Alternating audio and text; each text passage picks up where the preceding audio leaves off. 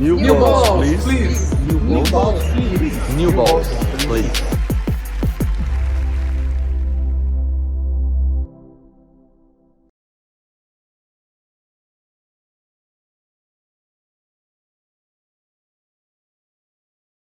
Salve, salve, meu povo! Tá começando mais uma edição de New Balls Please, todas as segundas-feiras por aqui e alguns dias extras também. Novidades agora pro US Open, hein? Tá começando o último Grand Slam do ano.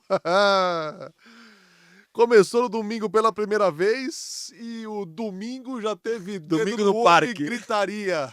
Não foi um domingo qualquer, hein, Flushing Meadows? Que loucura, hein?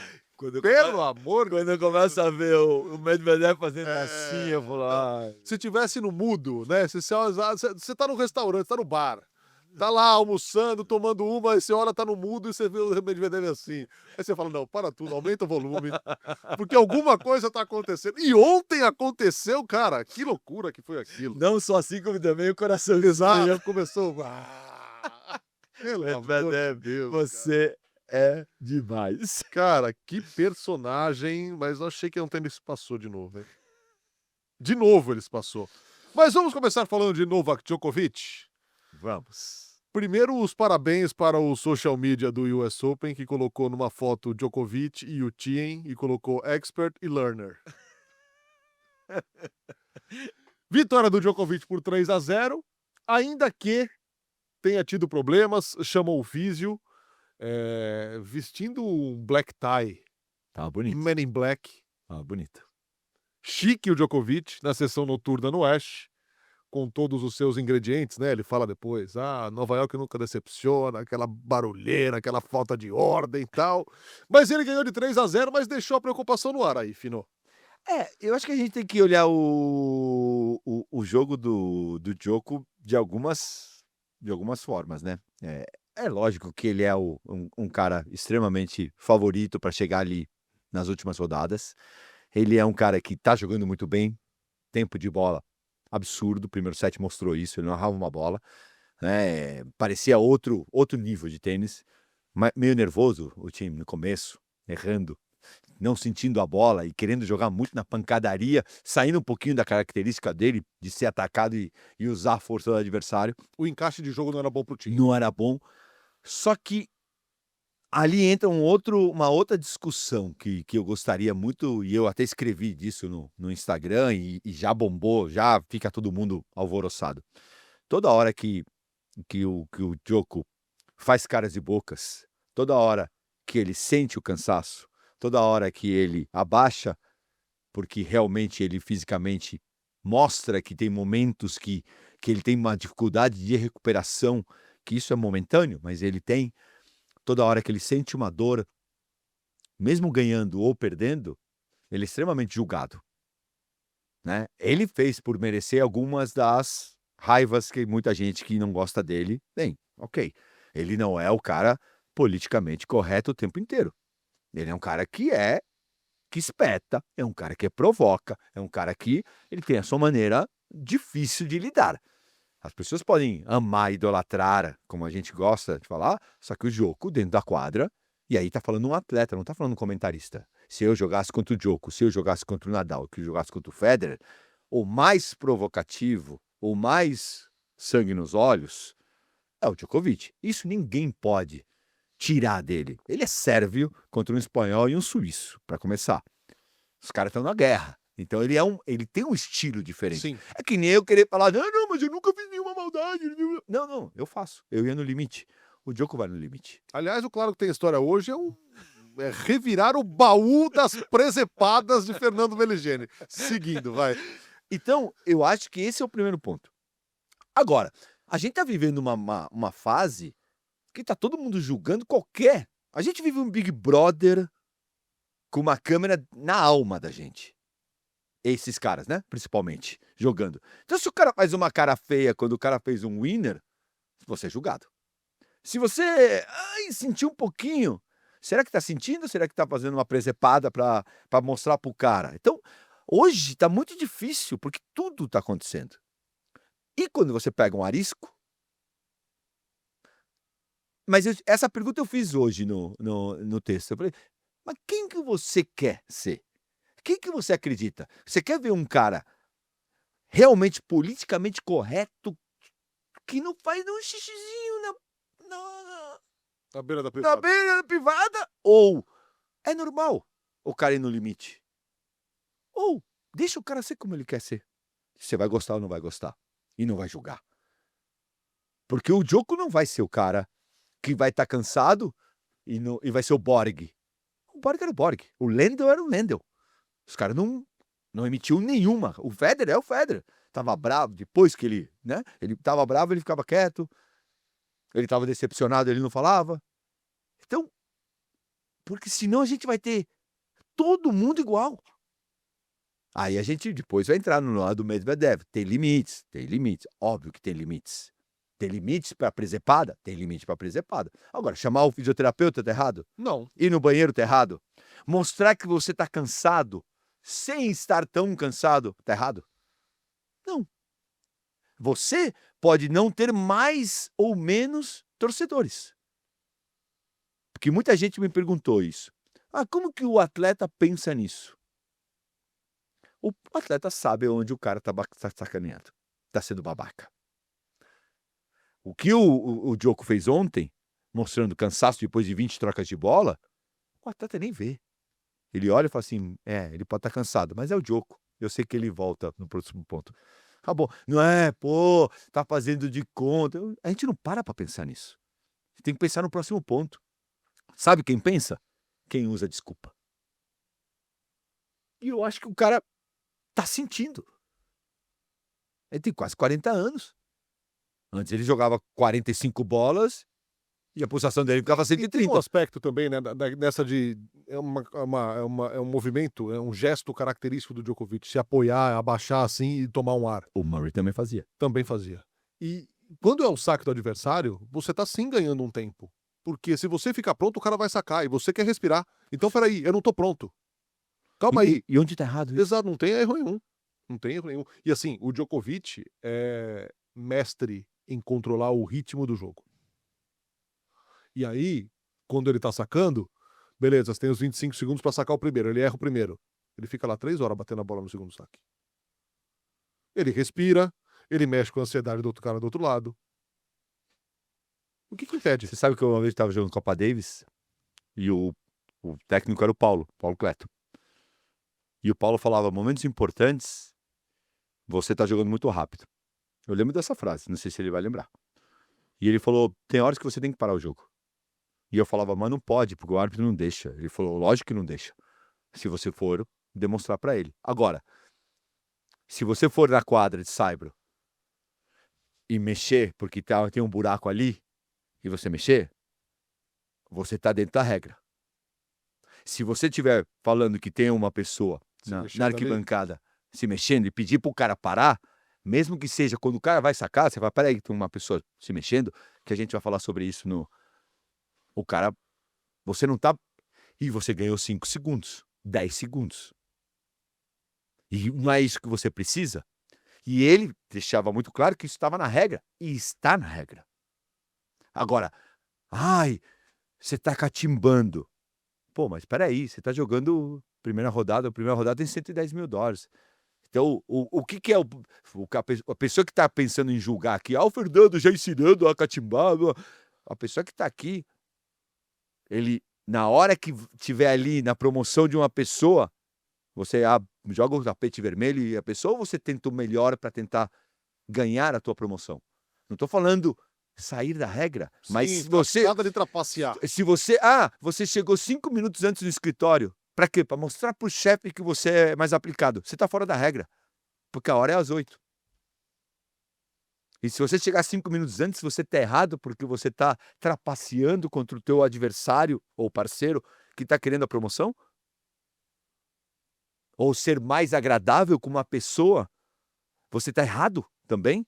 Eu acho que existe um politicamente correto, desculpa a expressão, uma cagação de regra que a gente faz no nosso trabalho todo dia, só que na hora que olha um Djokovic, e eu falei Djokovic porque foi ontem ele, mas tem um monte de cara que faz, e eu fazia, levanta a mão, eu exagerava, levanta a mão, me arrependo de coisas que fiz, levanta a mão, fui escroto, levanta a mão, Fui babaca?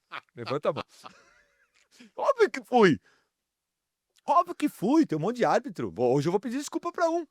Que cruza direto. Fui. Já fui. Já falei besteira pro cara. Me arrependo? Lógico. Outros momentos. Outras épocas. Mas eu errado. Bom, o fato é que o Djokovic ganhou e ele deu uma declaração, cara, antes do US Open, que ela é muito curiosa pra mim e talvez seja uma forma dele mesmo tirar um pouco do peso sobre ele pro US Open. Dizendo que se ele for longe no US Open, ele perde o aniversário da filha. E ele acha que não tá mais em idade em perder aniversário de filha. Então, ele vai entregar? Aham, o Djoko. Não vai, né? Ah, Não vai. Mas eu acho que é pra aliviar o próprio peso, sabe? Dar uma... essa declaração ela não existe, né? Aí tá faltando o jornalista falar, ô Djoko, ó, Você. desculpa, você, vai pra casa, vai. Nem vem, então. Você vai entregar um jogo? Você não entrega um ponto. Vamos falar de Daniil Medvedev. Mas é importante a gente falar sobre, né, que as pessoas devem estar aqui, falando assim, e o João, que jogou hoje? A gente não vai falar? Ah, é verdade. Eu acho que é verdade. importante a gente explicar Exato, é. mais uma vez. Como estamos gravando de manhã... Até porque eu trabalho de noite, Exato. né, na Ele ESPN. estará na ESPN a partir do Pelas Quadras hoje, né? Não, Antes. antes, durante o jogo. Ao final do jogo do João, né? Eu trabalho, faço pelas quadras e você ainda trabalha à noite. Exato, exato. Por isso não haverá uma... Não tem como a gente falar do João aqui nesse momento e nem fazer o programa ao vivo hoje. Durante os dias de US Open não será possível fazer o programa Mas ao você não vivo. precisa ir embora, porque a gente vai falar do João. Porque tem muito assunto. Vocês já viram que Djokovic vai ter Medvedev. Exato, e o próprio Djokovic falou do João. Já que estamos no Djokovic, Djokovic deu a declaração falando que o João... Eu vou ler textualmente, porque as pessoas não digam que é a gente que está inventando moda aqui ou a gente que está falando. Aspas para o Djokovic. Fonseca é um cara legal, muito gente boa, também é um ótimo jogador de tênis. O jogo que ele tem, mesmo sendo jovem, e a maturidade que já mostrou são impressionantes.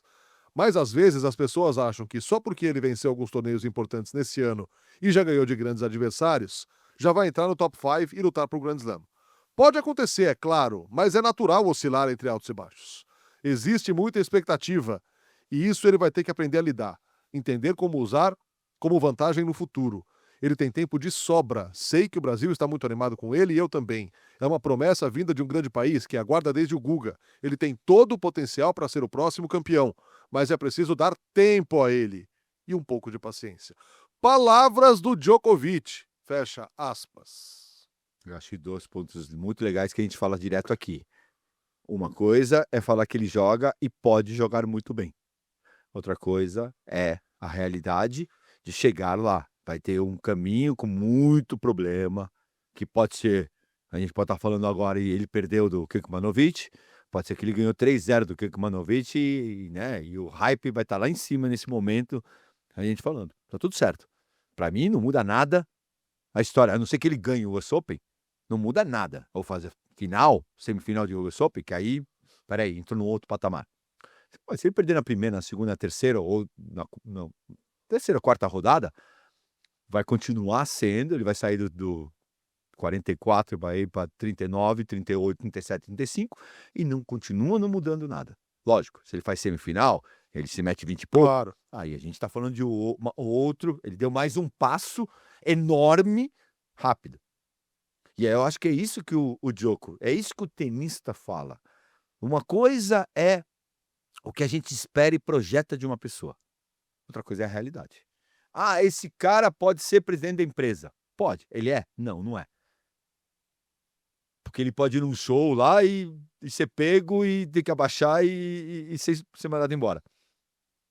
Como o cara lá era presidente e foi mandado embora. Então, uma atitude, um problema, acaba com a carreira de um jogador. Um doping, acaba. Uma lesão, acaba. Então, você projeta, então você está pensando em negativamente. Não, o que eu estou mostrando é que hoje, e o Djoko também está mostrando que hoje ele é uma fera, ele é absurdo. Só que ele ainda não é. Só que a gente, como torcedor... As variáveis são muitas, né, cara? Muitas. Porque tem 18 anos ainda. É 19. sempre bom, 19 agora. É sempre bom frisar, né? É muito cedo, cara, muito cedo. Então muita coisa pode acontecer, muita coisa. Tem muitas variáveis para dar certo. tem que ser uma conjunção de coisas muito positivas. E assim, essa conjunção de coisas muito positivas pode acontecer aos 19, aos 20, aos 22, aos 25, aos 28. Por que não? Eu vi uma entrevista ontem dele do João Conca, lá pra ESPN, lá para Pelas Quadras, muito interessante. E ele falando dessa mudança de de projeção, né, de chegar no lugar e hoje. E o tempo vai dizer quanto isso é o politicamente correto, isso aí é o media training da Diana, bem feito, e quanto ele gosta mesmo. Porque ele fala: "Eu gosto dessa pressão". A tal da frase que pressão é um privilégio, tem que pegar com pinça, porque ninguém gosta da pressão, lá no fundo do coração. Ninguém dorme bem com a pressão, né, vamos falar bem a verdade. Você tem um baita você dorme bem? Você dorme tranquilo? Super Bowl que você já fez um monte, você não dorme tranquilo. Não, e E assim, não é um privilégio você estar lá? Lógico que sem é. dúvida. Só que o problema é que a pressão existe por outros motivos pro cara que tá 500 do mundo tentando um lugar ao sol. A pressão dele é outra. É Sim, pra se manter. mas é A legal, pressão é o privilégio que tá na beira da quadra central do US Open. mas ela não deixa de ser Aquilo pressão. ali, aquilo não deixa de ser pressão, mas é uma coisa para a pressão é um privilégio para os privilegiados de estarem ali, nesse aspecto. Ter a pressão, ter a oportunidade de ter essa pressão é um privilégio. Sim, Mas não ter a pressão é privilégio. Que são 2 coisas completamente diferentes que as pessoas se confundem. Que é um pouco do que o irmão do Sasha falou, que pra mim é um erro. "Ah, você porque o cara era". Não, não, não, não, não, não tem nada a ver uma coisa com a outra. Ter pressão é difícil, pra qualquer situação. Em qualquer situação a pressão ela não é um privilégio. Ter a oportunidade de ter uma pressão é um privilégio, porque é a coisa que você gosta de fazer, tá na quadra central, jogando com o Djokovic. O Thiem ontem, a pressão é um privilégio. Cara, olha o que eu tô te dando, a quadra central de US Open, você é americano jogando contra o Djokovic. Você tá morrendo de medo, tá fazendo cocô nas calças, mas é um privilégio. Mas ela é legal? Não, nem um pouco, porque eu morro de medo. Então eu acho que a gente precisa não confundir as coisas, senão você bota tudo num balaio só e fica muito rasa essa discussão. bom, por falar em pressão, que tal ter o estádio inteiro na sua cabeça? Daniil Medvedev, que gosta, né, ele gosta, Quase nada. ele gosta. Ele quase não saiu xingando o estádio inteiro alguns Na França, Não, e no US Open. no US Open também. Ele mostrou o dedo no US Exato, Open. exato, Super querido. exato. Nova Iorquino. Aconteceu de novo, logo no primeiro dia de US Open, no domingão, pela primeira vez o torneio começou no domingo, ele enfrentando o Benjamin Bonzi, Tomando um vareio. tomando uma paulada na cabeça, o Bonzi ia sacar pro jogo no terceiro Match set, point. match point, erra o primeiro saque, e aí entra um fotógrafo, cara, completamente desavisado, o cara, né, nunca deve ter visto tênis na vida, passa pela lateral da quadra. E o juiz, o Greg Allensworth, Que é um baita de um juiz. que é um cara consagrado, um cara de jogos importantes, manda repetir o primeiro saque do Bonzi, não o segundo. E assim, quando entra o fotógrafo, vale dizer, o Bonzi já tinha errado o primeiro serviço. E isso enlouquece completamente o Daniil, que vai até o árbitro, aí o estádio começa, e aí, fino, a coisa dobra a esquina da loucura, porque o estádio não fica em silêncio nem por um segundo, o Bonzi não São consegue quase 7 sacar. minutos. Quando consegue sacar, perde o saque, perde o terceiro set depois, Perde o quarto. perde o quarto set de 6-0 e vai ganhar no quinto set de 6-4. E aí o Daniil destrói a raquete dele no banco de reservas ali, na cadeira, antes de ir embora da quadra. Mais um capítulo, só que no meio do caminho ele distrata o juiz de uma forma assim bizarra, cara, dizendo, entre outras coisas, que olha aqui, ó, ele quer ir embora, ele quer repetir o primeiro saque, ele não ganha por hora, ele ganha por jogo, então ele quer ir embora, ele tá com pressa, por isso que ele quer repetir o primeiro A saque. pior foi você não é homem, você não tem coragem. Eu acho que aí ele exagera. Vamos por partes. Aí provavelmente os árbitros podem me bater aí a Paulinha, o Ricardo Reis, porque aí é uma coisa muito de regra e eu posso estar falando, posso errar, e se eu errar, levanta a mão que eu acho que o árbitro errou ou se precipitou, porque o bonzinho não estava nem olhando, nem vendo. Ele se mexeu um pouco e eu não vi nenhum dos dois perceberem, né? Pelo menos a imagem que eu vejo, só o árbitro viu. O bonzinho é alertado quando ele para o movimento do saque, o seu ritual de saque, que o cara entrou e o árbitro fala: E ele sai da quadra, por favor, é isso. fotógrafo. Então, ali eu acho que foi muito antes, e por isso que foi a ira do Medvedev. Vamos dividir tudo que ele falou com um momento de você ficar bravo, porque, tá match point, segundo saque é diferente de um primeiro saque contra o Bonzi, que saca muito. Então, por que você tá dando? Sendo que o cara não viu, sendo que o cara só mexeu um pouquinho, o cara não entrou na quadra, não teve uma bola que entrou na quadra, é uma coisa que você viu lá fora. Então, na minha visão, e se eu estiver errado, por favor, Paulinha, Ricardo Reis, Carlos Bernardes, Adão Chagas, né? Tudo bem, tá tudo certo. Eu não vi a necessidade de já se meter para dar o primeiro saque para ele. Diferente se eu estou levantando a bola, me atrapalhou. Agora, é regra no detalhe e tá tudo certo. A partir daí, óbvio, como tenista, óbvio, e conhecendo o Medvedev, óbvio que ele pegou aquilo, botou no bolso e falou: acabou o jogo. Eu vou tumultuar. E ele foi para tumultuar.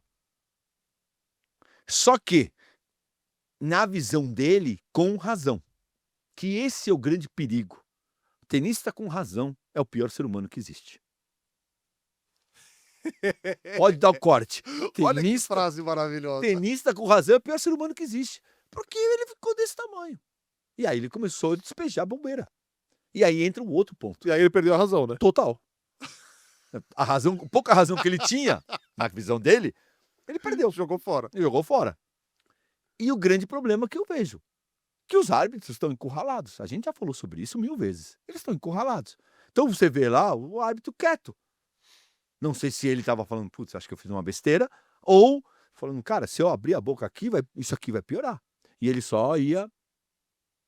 Que eu acho que ele apanhou pra caramba. Só que, desculpa, era pra ter dado vermelho.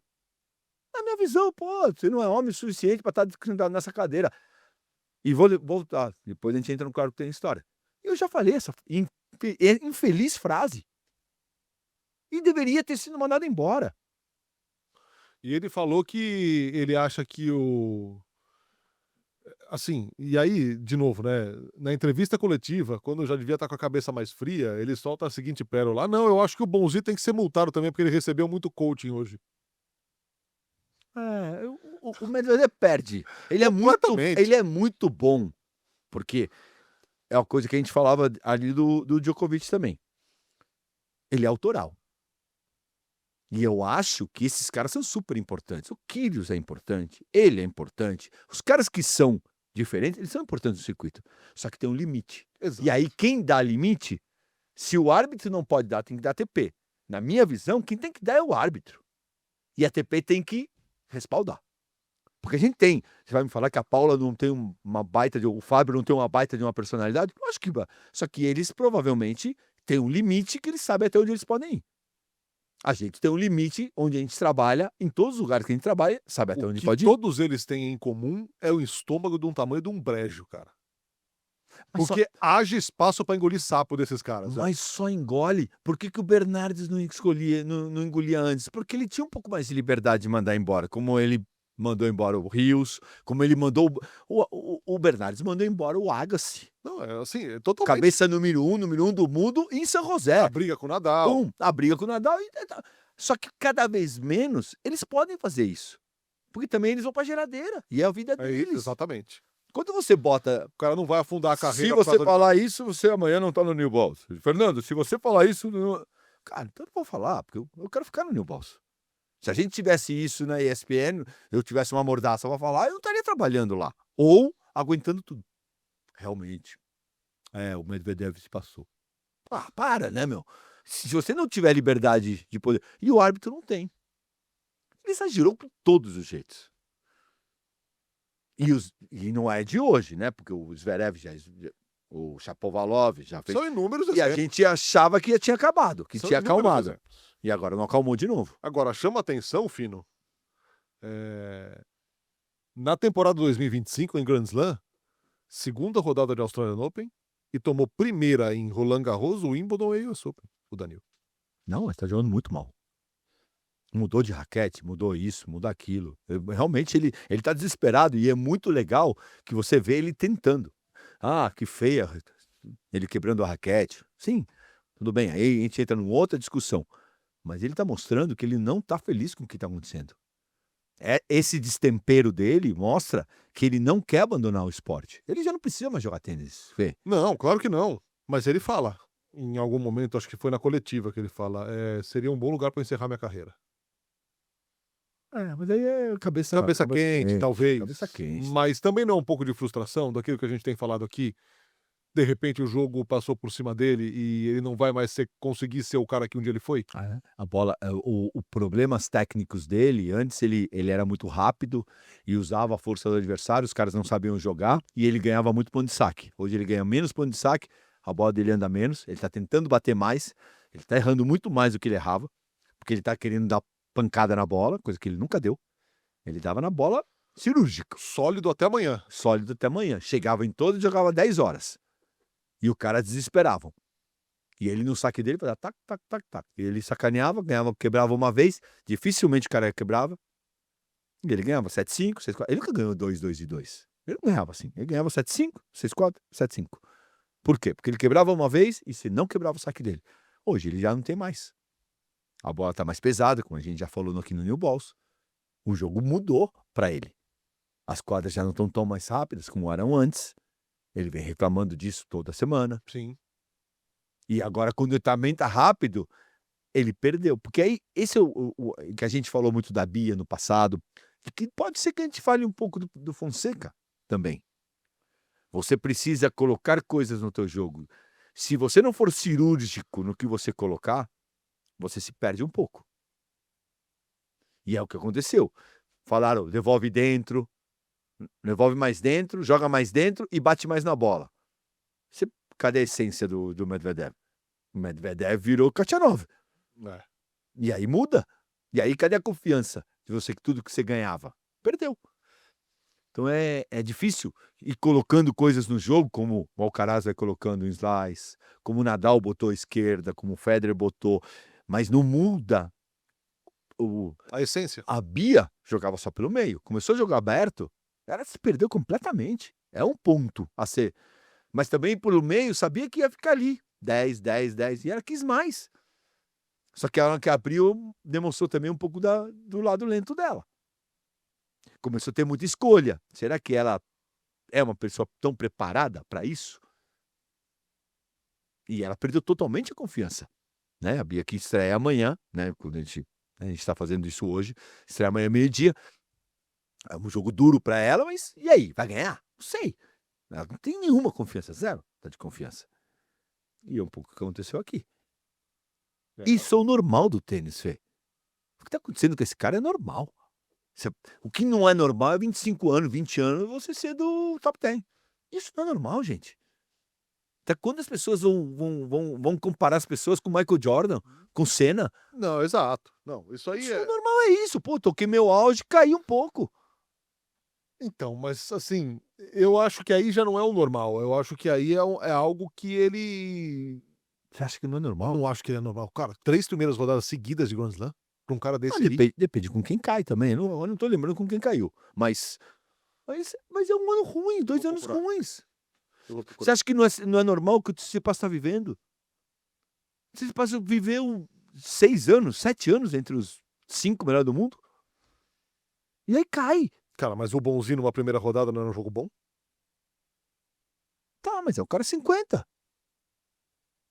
50, 70 no mundo. É um cara que já ganhou vários jogos.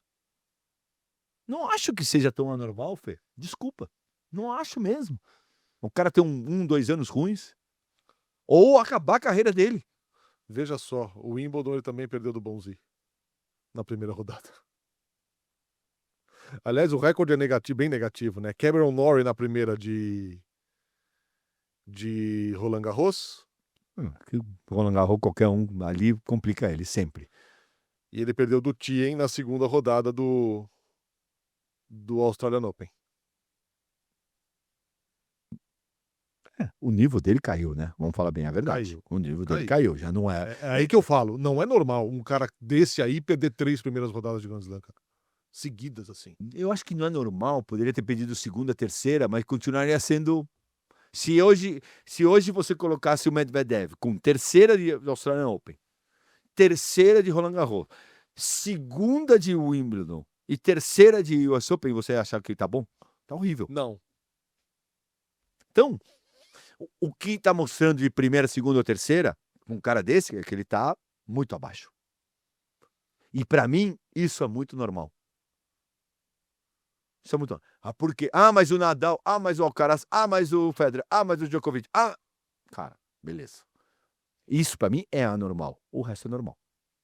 Aí é uma percepção. E a pessoa que está assistindo a gente, de repente, fala: não concordo.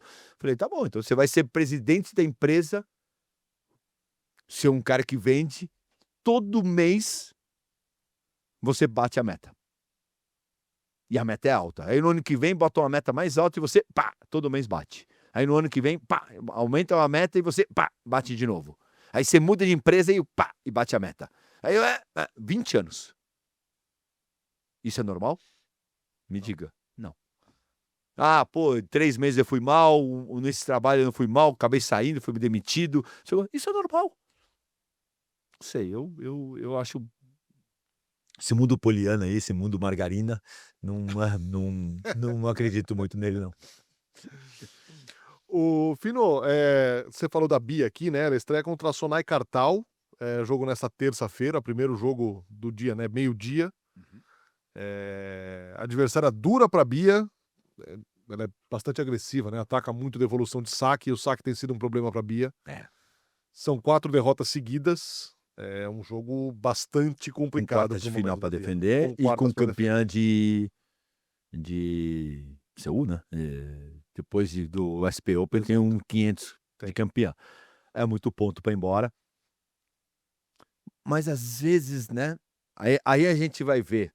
Aí eu te falo outra vez como atleta. Às vezes você tem 6 meses para defender. Você não defende, joga mal pra caramba. Aí na semana que você precisa ir lá e fazer acontecer, porque 500 pontos vão embora, você fala, pim! O sistema da cabeça fala, cara, não posso perder, e joga bem.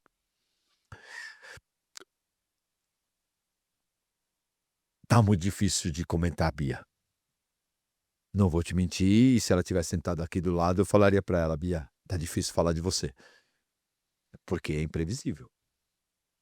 Eu acho que se tivesse o Pacciarone aqui, o Buttori aqui, todo o time, a família, é difícil de você falar o que vai vir hoje. Exato, mas ela mesma falar, ela própria. qual vai é entrar a em Bia? quadra? Tá difícil. Então, e eu acho também uma babaquice ficar espetando e botando, né, a faca ali e cutucando ela. Cara, a gente tem que torcer para que ela se acalme, ela tenha coragem suficiente nos momentos importantes, tenha poucos altos e baixos e consiga de alguma maneira ganhar. Ganha a primeira, aí ganha a segunda e daqui a pouco ganha confiança. Ou, em mais uma vez, vai cair e aí de repente também cair faz com que, peraí, bom, já saiu a pressão. Não sei por que ela tá com tanta pressão. Esse é o ponto. Se a gente soubesse, épocas dos pontos, então tá bom, perde os pontos. Foi para 40, beleza. O que aconteceu na tua vida? Nada. Continuamos igual, certo? E aí você continua. E aí vai voltar a jogar bem tênis de novo? Pode ser. Bia e Kartal. Estreia nesta terça-feira. Vamos para não ficar muito longe aqui, a gente falou do Danil com toda a questão da arbitragem. Vamos ao Claro que tem história dessa semana, porque nós vamos revirar o baú de presepadas de Fernando Meligeni com os pobres árbitros de tênis.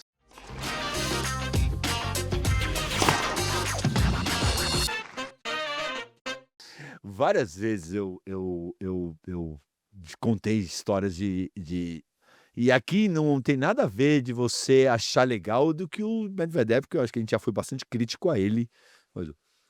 Mas tem algo dentro da nossa cabeça que quando eu falei essa frase de o tenista, quando tem história, é o pior ser humano que existe, que é isso, você se sentir lesado dentro de um jogo de tênis, existe uma coisa muito louca, que é um erro nosso e um ego, e aí eu levanto a mão de vergonha mesmo, de achar que porque você está jogando, você é mais importante que o árbitro, ou que a tua profissão é melhor do que a dele.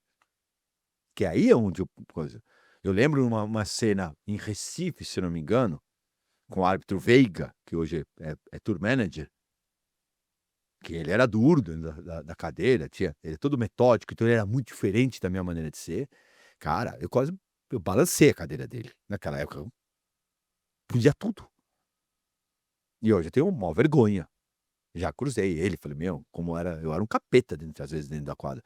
Mas por quê? Porque eu achava, contra o Pedro Bravo no Uruguai, que eu falei a palavra vagabunda, quando eu errei uma bola, e ele falou que eu tinha falado, desculpa a expressão, gente, puta. E me deu um penalty point super importante. Foi um erro dele. Mas eu virei um bicho. Eu virei do tamanho do planeta.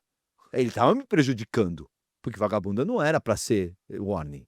E eu tava com break acima, contra o Burilo. Só que ali você perde completamente.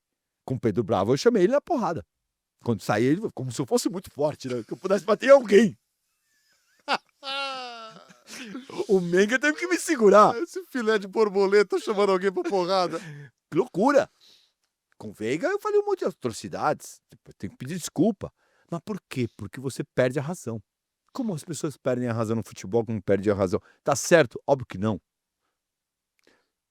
Mas aí, o que deveria ter acontecido, deveria ter sido mandado embora da quadra. Porque aí você nunca mais faz. E infelizmente eu nunca fui mandado embora. Porque eu acho que teria ficado um pouco mais tranquilo. Teria, sabe? Ou apanhado do Pedro Bravo. Pensado 2 vezes, O árbitro vai dar um muque na minha cara. Fala assim, você não bate em ninguém, meu. Cala a boca, vou te encher, vou te nocautear. Eu não aguento um sopro. Voltando ao US Open, a gente já viu isso acontecer antes de Wimbledon e deu muito certo para o Jannik Sinner, mas a Goff resolveu mandar todo mundo embora na véspera do US Open e contratar o cara de biomecânica que arrumou o saque da Sabalenka. Ela percebeu que o problema dela é o saque. Muito mais do que a direita, porque o saque, ele é um... Ele arrebenta com a cabeça da gente, porque é o único momento que a gente tem a bola na mão. É o momento que mais você pensa. O resto, a bola vem rápida. Pô, mandaram na tua direita, mesmo na minha esquerda, que era um terror de vez em quando, mas, é rápida a bola. No saque, você tem ele ali. Pô, eu vi Coria, eu vi Jaime, eu vi vários jogadores se complicando muito. Pô, a gente viu a própria Sabalenka. Quantas jogadoras? A Sharapova também, fazia um monte de dupla falta. E aí não é, o cara é ruim, o cara não aguenta a pressão. É o momento que você tem a bola na mão e todos os diabinhos vêm na cabeça falar, cara, essa bola vai sair, é outra dupla falta, ai que vergonha. Porque a dupla falta é uma das coisas mais... Eu acho que se a gente fosse botar um ranking de vergonha, o número 1 é tomar 6-0, 6-0. Ganha. Medalha de ouro. Vamos entrar na jogada segura Zurich para não perder esse bonde, esse trem.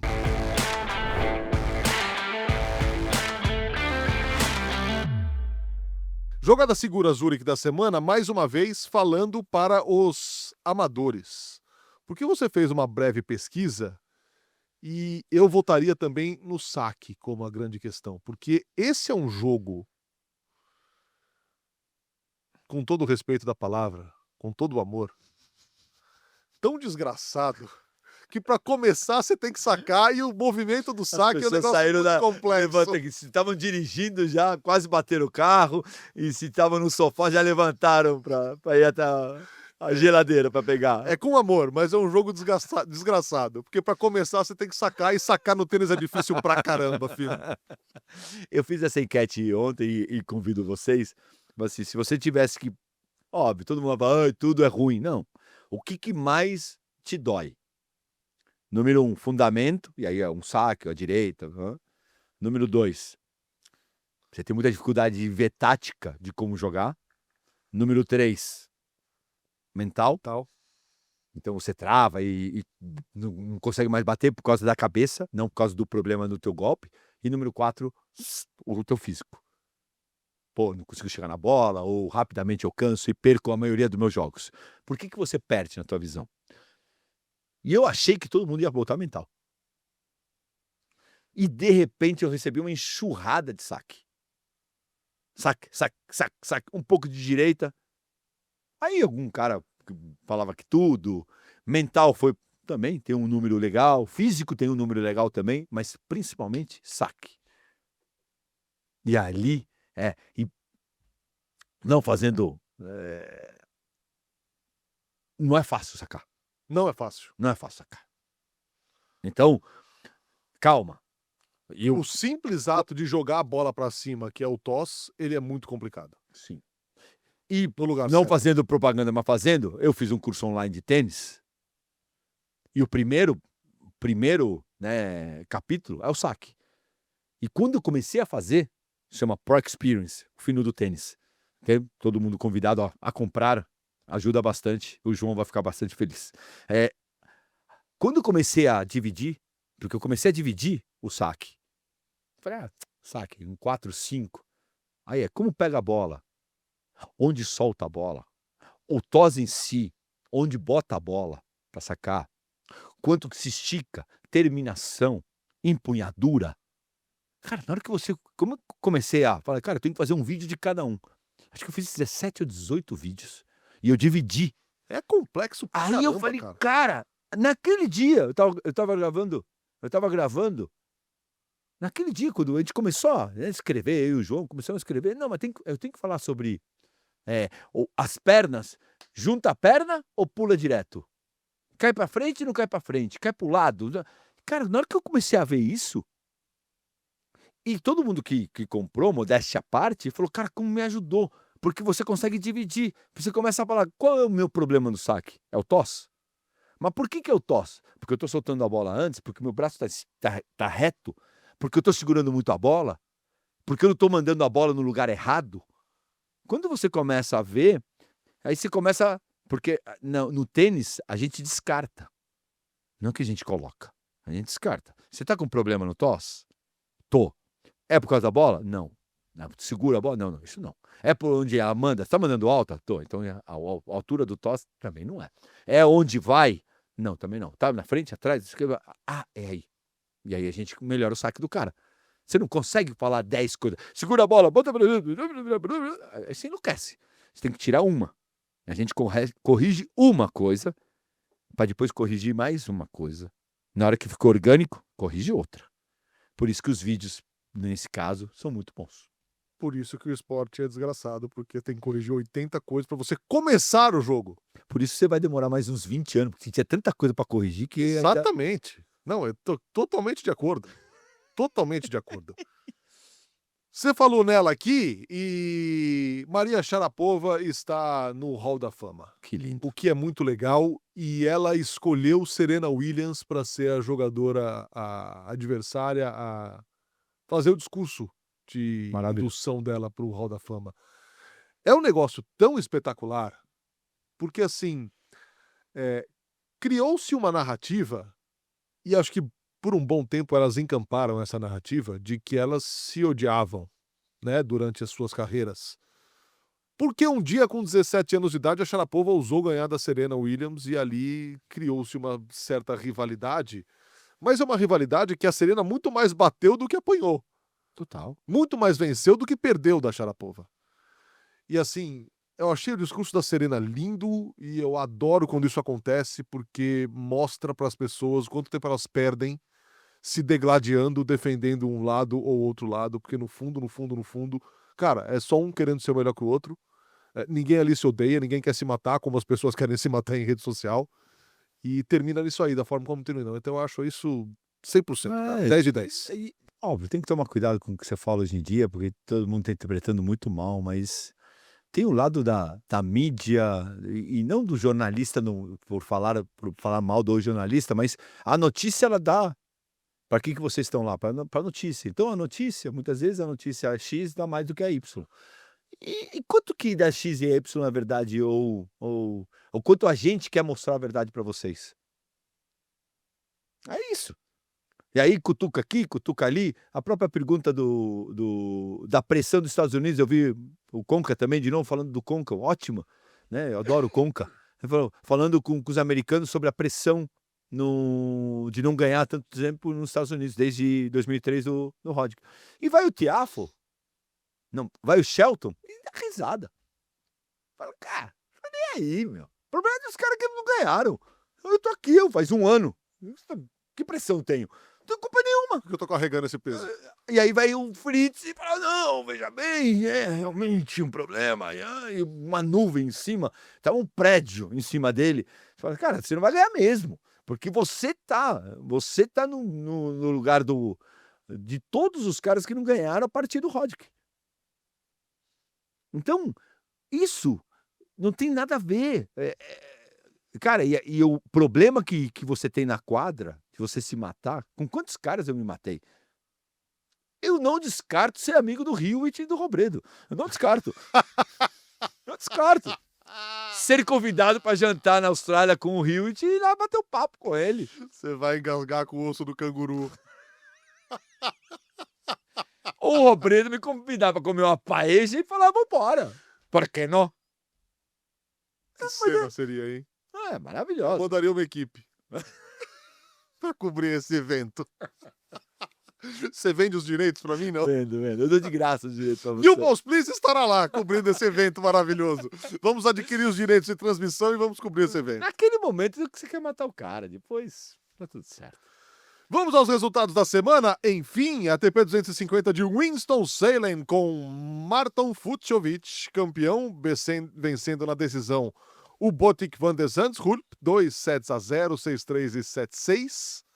Terceiro título da carreira do Fucsovics. Tem 3 vitórias e 2 derrotas em finais. 33 anos de idade. É o terceiro campeão mais velho da temporada, atrás do Monfils em Auckland e do Djokovic em Genebra. Os dois com 38 anos de idade. O Fucsovics é aquele cara que passa subidinho, e de repente ele dá um pá. Aí depois ele fica subidinho, pá. Mas Joga, tem tênis. é uma vitória. Esse torneio sempre ele é uma incógnita, né? A semana anterior. Tem muito cara que tá começando a ficar balhado e desiste, né? As meninas também. Você tem mais resistência. É um campeonato onde as pessoas ficam. Será que vale a pena ir até o final, né? O final e ter o problema com um Grand Slam? Mas é uma grande vitória, grande título dele. Por outro lado, o Botic van de Zandschulp agora são 3 vice-campeonatos em 3 finais. Tá caminhando para uma foquinada. E Botic pega van o de Rune na Zandschulp. primeira rodada. Exato. Que bela primeira. E ele que ganhou, né? De quem ganhou no ano passado? Eu acho que ganhou do Alcaraz, de um desses grandes aí. O Botic fez um estrago, vem fazendo estrago sempre contra cara bom. Eu não duvido, eu não descarto ele ganhar do Rune. A grande notícia desse torneio foi o título de Marcelo Melo e Rafa Matos nas duplas, vencendo Francisco Cabral e Lucas Midler na decisão, 4-6, 6-4 e 10-8. No Super Tie-Break, salvaram o match point na semifinal contra os cabeças de chave número 2 e chegaram ao seu terceiro título, o segundo na temporada 2025. Eles ganharam no Rio Open, algo muito simbólico, muito bonito, na comemoração do Marcelo, que infelizmente logo depois acabou perdendo o pai. E agora conquista esse título aqui ao lado do Rafa Matos, já na avançada idade, e ele dedicou o título ao pai, o que é muito legal. Vou te falar que para mim foi duríssimo ver ele chorando e falando do pai, e todo mundo sabe a relação que eu tenho com você também perdeu teu pai. Duríssimo. E fiquei ali meio me segurando. Primeiro que é muito legal, né? O Marcelo tá fazendo uma carreira, né? Tem 40 anos de idade ali, 40 over. E tá jogando, tá curtindo, tá jogando com um amigo que tá curtindo. O Rafa é um baita de um menino também. Estão jogando bem, ganhando torneio e curtindo o circuito. Até quando? Tem o circuito de deixar. Estão ganhando dinheiro, estão baita projeção, estão viajando o mundo, estão curtindo, fazendo o que gostam. Às vezes a gente também, outra vez, né? Até quando vai jogar? Mas será que tem que jogar? Pô, deixa o cara jogar. Até a hora que mas quer jogar com 50, joga com 50. Joga. Se o circuito não te tirar, porque na verdade o que acontece o circuito te expulsa. Olha o que fez um outro amigo seu, Leander Paes. É isso. Esse bobear tá jogando até hoje ainda. Deve estar enganando lá os hindu.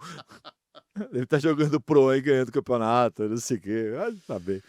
40 títulos de duplas pro Marcelão. Segundo tenista em atividade com mais títulos em duplas, atrás apenas do Mate Pavic. E a dedicatória do título aí é o pai. Parabéns ao Marcelão e parabéns ao Rafa Matos por mais um título. No mesmo torneio, o Fernando Romboli e o John Patrick Smith fizeram quartas de final. WTA 500 de Monterrey com a Diana Schneider campeã sobre a Ekaterina Alexandrova, quinto título de WTA da carreira, terceiro em quadradura, oitava vitória sobre top 20 na carreira. Venceu na campanha Rakimova, Elise Mertens, Alicia Parks e venceu o título de Monterrey, o WTA 500, que a Bia disputou, né? Acabou caindo na primeira rodada. Sim.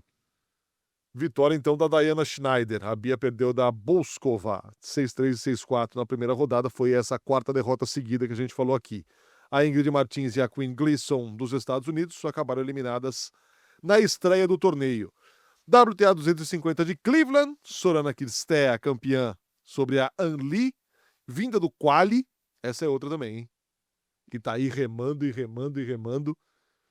conquista mais um título de WTA 250. Vai e volta. 112 do mundo, é a campeã com o ranking mais baixo do torneio. Mas já teve metida várias vezes. Né? Já. No ano passado, nessa mesma época, ela estava perto das 50 do mundo. Se está já há muito tempo. Vamos na sequência aqui para o SP Open, porque saíram os qualis, né, na última semana. Carol Meligeni, Naná, Vitória receberam os wildcards. Os wildcards. A Carol, Naná e Vitória receberam os wildcards para o SP Open. A Luísa recebeu um wildcard para o quali. E provavelmente vai abrir mais um, né? Porque a Carol vai entrar, né? A Carol tá um fora. Então a Carol deve dar o wildcard e vai abrir. E ainda vão ter mais 2, provavelmente, para dar. São 4. Então, provavelmente, não sei se vai ser tudo brasileira. Provavelmente, o mais se fala é ter todas brasileiras. Mas aí vai abrir. Se a Carol entra, abre para mais um wildcard para brasileirada. Que é legal. Ainda sobre o tênis feminino, confirmado o WTA 125 do Rio de Janeiro, 13 de outubro, na semana anterior ao de Floripa, né? São os 2 torneios do Mundo Tênis, né? Isso. No Rio, primeiro, 13 de outubro, na semana seguinte, o de Floripa, um WTA 125, mais um torneio grande aqui para as brasileiras. E eu já conversei ontem com uma turma do tênis, já para o ano que vem, já tá gente querendo juntar. Esse é o lado legal, né? Que as pessoas têm que entender.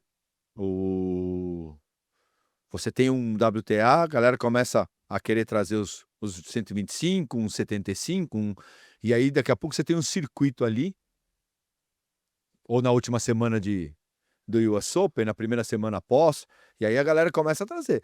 Tem um lado negativo que você começa a botar o circuito muito mais duro, né? Começa o cutoff, começa a fechar mais duro, e acaba obrigando as brasileiras ou a melhorarem o ranking ou só entrar pelo wildcard, mas para o tênis feminino é muito importante, porque vai ter um monte de campeonato legal em várias cidades com ótima. Daqui a pouco tá uma Cirstea aqui, tá uma a Udvardin que sempre que vem, a Pana, pelo amor de Deus, né? Tem que proibir.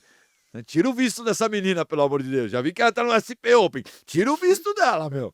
Ela vai ganhar. Ela vem aqui e mata todos os pontos. Para. Opa, né? Pelo amor de Deus, né? Deixa a gente ganhar alguma coisa. Então, muito legal. SP Open em setembro e depois, em outubro, 2 torneios WTA 125, um no Rio e um em Floripa.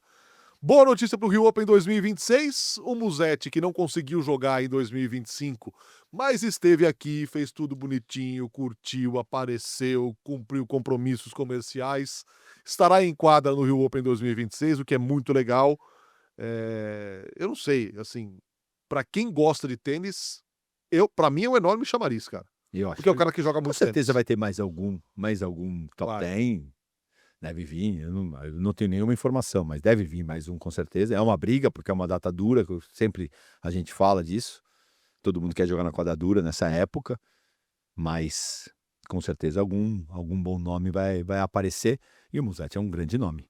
É o primeiro bom nome que o Rio Open mostra. Além dos torneios femininos, né? Tem que lembrar também que vai ter o torneio da Costa do Sauípe, né? Revitalizada a Costa do Sauípe, e o Thiago Monteiro vai jogar lá, o Demo também vai jogar lá.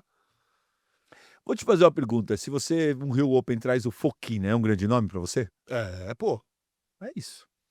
pô, É se é. isso. Ele já até tretou aqui. Lembra? No Wilde, sacou por baixo, no match point. Desgraçado. Você fala que eu sou Esse é louco, presepeiro, né? esse é Eu louco, sou esse é presepeiro. louco, esse é louco. Ai, meu Deus do céu. Esse é maluquinho. Não, que isso, ele não... Lever Cup definiu seus times. O time mundo vai ter João Fonseca, Tommy Paul, Taylor Fritz, Ben Shelton, Francis Tiafoe e Cerúndolo contra Cobolli, Ruud, Zverev, Alcaraz, Rune e Mensik. Não tem Sinner, hein? No time Europa. E muito legal a gente fazer o agradecimento, porque o senhor, Ah. muito famoso, Ainda vem coisa. muito famoso? foi citado e foi mostrado. Este podcast aqui foi mostrado na afiliada da TV Globo, lá em Belém do Pará, na TV Liberal. Um abraço aos amigos do Pará, um abraço aos amigos da TV Liberal. Obrigado pela menção sobre o seu reconhecimento ao atleta que ganhou Mauro o título Araújo, de... Clotal. o Cautal que ganhou o título de Masters lá. E repercutiu muito aquela fala, porque é uma verdade. É uma verdade. E você viu tudo que repercutiu. Ele fala na entrevista, né? Ele fala a respeito do que a gente está falando dele aqui no programa e do importante que para ele é jogar o Mundial. Ele foi para Finlândia, depois ele foi para Portugal, ele fez final de duplas depois. A gente falou depois da conquista no primeiro torneio. Ele jogou 3, ele jogou Mundial em Portugal, ele jogou dupla mista e fez final. Então, incrível a performance do Mauro, que é um cara incrível, um cara que está o tempo inteiro ajudando o tênis, é um cara que jogou profissional. Então, isso faz com que... Eu sou um cara que acredito que todas as ações... A gente tem que parar no Brasil de rotular. Coisa que eu mais... Sabe qual é a coisa que eu mais respondo? Por que você não vira técnico? E sabe qual é a minha resposta? Porque cada um tem que fazer o que ama. E tudo que a gente faz pelo tênis ajuda. Se você faz um podcast, ajuda. Se você dá aula social, ajuda. Se você viaja 3 semanas por ano com o juvenil, ajuda. Se todo mundo faz alguma coisa pelo tênis, todos os ex-jogadores fazem alguma coisa pelo tênis, está ajudando. O que a gente precisa mais é organizar essas pessoas. E pedir mais para elas. Pô, Fernando, você está fazendo podcast, você trabalha na ESPN, faz isso e aquilo. Você poderia fazer isso? Porque às vezes, quando vem da própria CBT, das federações, e aceitar ou não. Fernando, você iria 10 semanas para viajar com um profissional? Não, muito obrigado. Ah, que desgraçado, não gosta do tênis. Não. Mas eu faço isso. Quando a gente começa a perceber que cada um faz uma coisa, e o Mauro dá aula de tênis e joga mundial, que legal. Está ajudando, está divulgando nosso esporte. Ah, mas ele deveria ter um projeto social. De repente ele não quer ter projeto social. E não por isso ele é um babaca. Ou eu sou um babaca porque eu não quero viajar pro circuito para treinar um profissional. Meus sobrinhos. Não quero, porque minha vida não tem a ver com isso. E é isso que a gente precisa. E aí, ex-jogadores, imprensa, dirigentes, fãs, tem que aceitar o que o cara dá. Se o Guga quer dar 1 minuto da atenção dele, é óbvio que a gente quer que ele faça tudo. Mas se ele der 1 minuto de atenção pro tênis, a gente já tem que agradecer. Porque ninguém é obrigado a fazer nada. Não. Você não é obrigado a fazer um podcast de tênis. Eu também não sou obrigado. Ah, mas você vive do tênis. Tudo bem, mas eu não sou obrigado. Não tá lá, obrigado. Sim. Então, se você quer ajudar os mais novos no jornalismo, você pode ajudar e eu sei que você ajuda. Toda hora que o cara pede para fazer uma banca, você vai e faz. Você é obrigado? Não. Você é babaca porque você não fez? Não. Porque de repente você não se sente à vontade com isso. Mas você ajuda o jornalismo de uma outra maneira. E é isso que a gente tem que parar de apontar o dedo. Vamos ao Carolinda pelo mundo desta semana. Algo que é sofrido para ela e foi sofrido para você também, né? O jogo em quadradura para vocês era Você aprende, um né? negócio muito mais complicado. Ainda que hoje a quadradura não seja tão veloz quanto na sua época, vocês gostam mesmo é do saibro, né? Mas o Rod que apanhou e o Philippus também. Então, beijo, Andy. Ai, que máscara, meu Deus! Vai, Carol! Fala galera, estamos aqui para mais um Carolinda pelo Mundo com participação especial do meu treinador Hernan Gumi, diretamente da academia Gumi Lombardo. E hoje a gente vai falar um pouquinho sobre como a quadra rápida é importante no desenvolvimento dos jogadores. No ranking que eu estou atualmente, no ranking que eu estive por muito tempo, eu pude escolher mais ou menos no calendário quais torneios que eu gostaria de jogar, porque o calendário não é tão correto assim como o da WTA, que tem a temporada de saibro, de grama, de quadra rápida. Então eu quase sempre escolhi jogar na minha superfície preferida, que é o saibro. E isso acaba fazendo com que eu deixe desenvolver, de aprender algumas coisas importantes que a quadra rápida ensina. Ernie, qual que é a sua opinião sobre isso? Sobre a quadra rápida no desenvolvimento dos jogadores? É muito importante na fase formativa, na área técnica. Já vamos falar que a bola, quando você lança a bola sempre pinga bem, bota bem, é bonitinha para trabalhar a técnica. Enquanto as jogadoras, os jogadores pro, eu acho que é muito importante fazer um calendário que inclui torneios na quadra rápida. Jogar em quadra rápida força o jogador ter uma execução de decisões muito mais rápida, um protagonismo muito mais rápido e que as coisas, que ele esteja mais preparado para resolver com velocidade. Como eu quase sempre escolho jogar na quadra de saibro, quando eu vou para a quadra rápida, eu vejo que eu tenho que ser muito mais agressiva. Então, Exatamente. Depois, quando eu volto para o saibro, também minhas decisões estão muito melhores, eu consigo chegar mais na rede. Exatamente. Não faça como eu, né? Eu fiquei muitos anos da minha vida fugindo da quadra rápida. Quadra rápida limpa os golpes, a parte técnica faz você sempre bater bem, limpa a bola. Você tem que ficar muito focada nos apoios. E eu acho que num calendário deveria estar dividido em eleições entre quadra rápida, saibro, indoor ou grama. Obviamente que, como você falou, no teu ranking você ainda pode escolher tuas melhores superfícies, ou tua melhor superfície, mas além que quando você vai começar a subir lá mais em cima, o calendário já está dividido. Então, eu acho importante aprender já um desenvolvimento em quadra rápida para quando você chegue lá em cima, que vai, esteja tudo bem. Boa. Obrigada, Ernie. Obrigado. Beijo. Beijo. Então, Fino, quadradura. Assim, de novo, né? A quadradura ela é mais parecida com a quadra. Não é tão rápida quanto era na sua época, mas era sofrida a transição para você?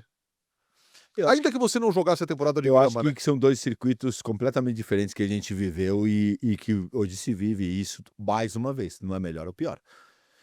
Na nossa geração, e essa é uma mudança que sempre tem controvérsia. Na nossa geração, a ATP, a ITF, a WTA, acreditava que ter jogadores diferentes para cada superfície era legal. Então você tinha a turma da grama, que ganhava ponto na grama pra caramba.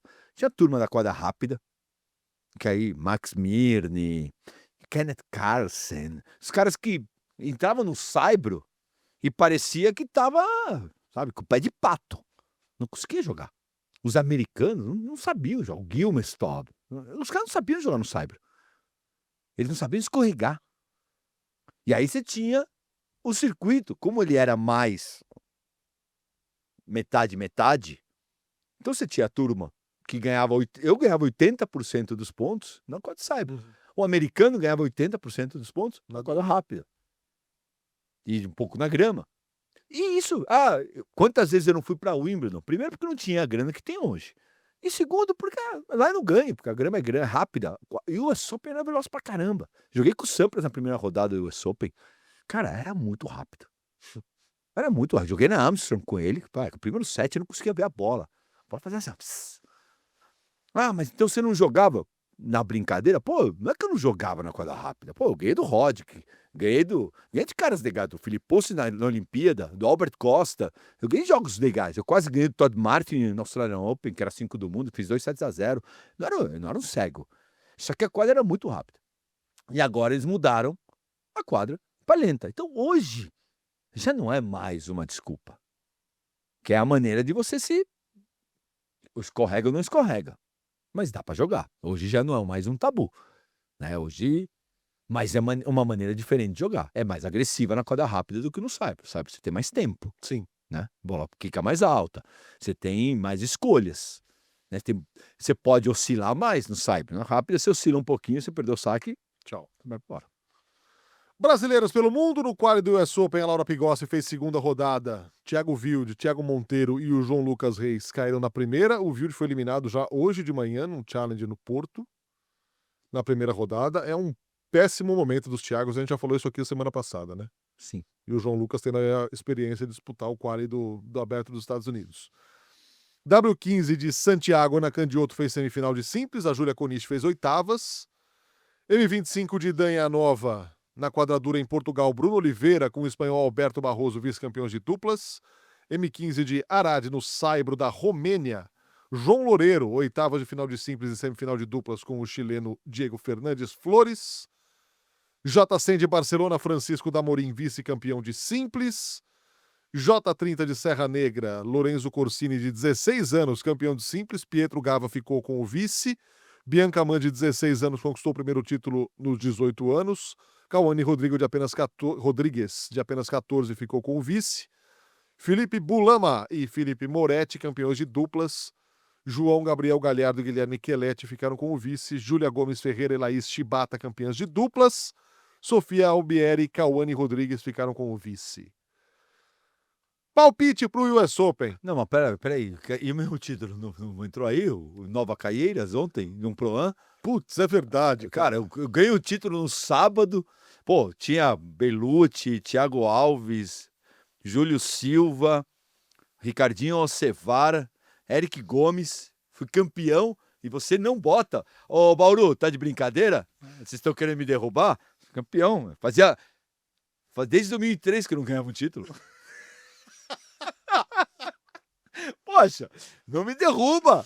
Certeza que os adversários venderam o jogo e ele rachou o prêmio.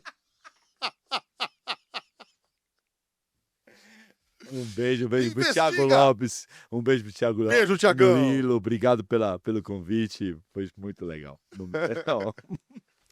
Quem vai ganhar o US Open, hein? Eu lá na ESPN, pelas quadras, eu falei Djokovic, mas o que eu vi ontem me assustou um pouquinho pra ele aguentar ali. Principalmente se botarem ele à tarde, né? Vamos botar todos os jogos à noite, ele. Duro, hein? Eu acho que tá na mão dos dois, né?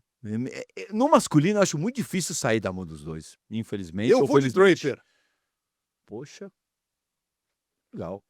Eu acho que, tirando ele, os dois, um pouquinho abaixo o Djoko, eu botaria, me assustaria absurdamente, o Draper e o...